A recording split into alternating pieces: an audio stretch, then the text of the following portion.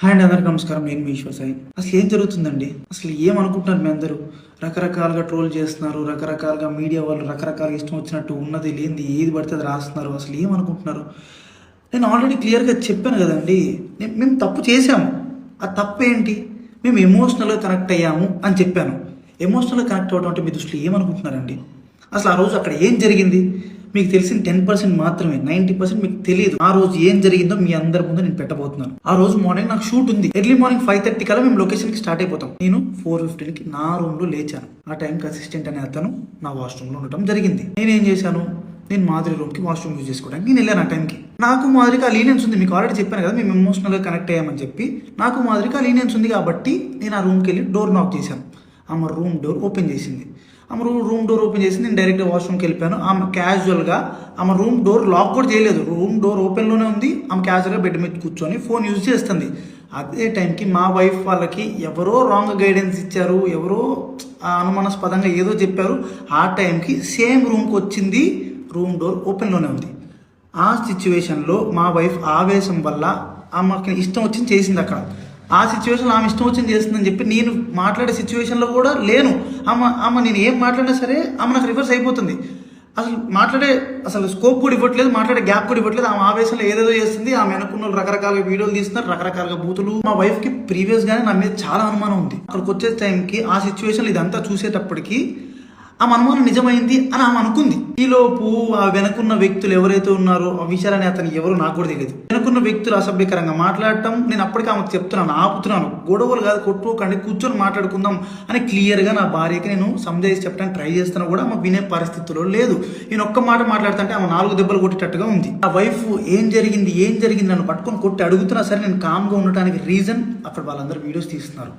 నేను ఏం చెప్తే ఏ రకంగా పోర్ట్రే అయ్యిద్దో తెలియదు. ఎక్స్ప్లెనేషన్ ఇవ్వడానికి నాకు స్కోప్ కూడా ఇవ్వలేదు. ఆల్రెడీ మీకు చెప్తున్నాను కదండి, మేమిద్దరం కనెక్ట్ అయ్యి జస్ట్ 2.5 months అయ్యిందని చెప్తున్నాను. మా మధ్య ఒకరికి లీనియన్స్ ఉంది తప్పితే అంతవరకు వెళ్ళే లీనియన్స్, అంతవరకు వెళ్ళే ర్యాపో మా ఇద్దరి మధ్యలో లేదు.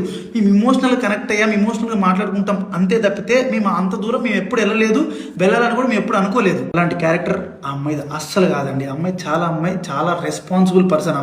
అమ్మాయి ఫ్యామిలీని అంతా పోషించుకోవడానికి చాలా కష్టపడుతుంది. నేను ఎప్పటి నుంచో కొన్ని 4-5 years నుంచి అమ్మాయిని నేను చూస్తున్నాను. ఇదే విషయాన్ని నేను మీ అందరికి ఇంటర్వ్యూలో చెప్దాం అనుకున్నాను, కానీ మా లీగల్ అడ్వైస్ ప్రకారం నేను ఎంతవరకు చెప్పాలో అంతవరకే చెప్పాను.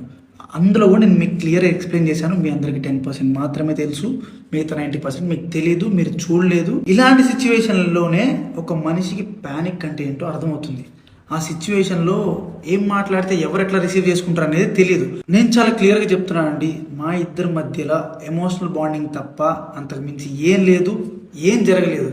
నేను ఒక ఇల్లీగల్ రిలేషన్షిప్ అని దేనికని చెప్తున్నాను అంటే, ఒక పెళ్ళైన అబ్బాయి ఒక అమ్మాయితో ఎమోషనల్ కనెక్ట్ అవ్వటం అనేది కూడా ఇల్లీగల్ రిలేషన్షిప్ అనే పేరు, అక్రమ సంబంధం అనే పేరుతో నాకున్న సిచ్యువేషన్లో నాకు ఆ పదాలు తప్పితే నాకు వేరే ఏం రాలేదు. నాకు నేనున్న డిప్రెషన్కి.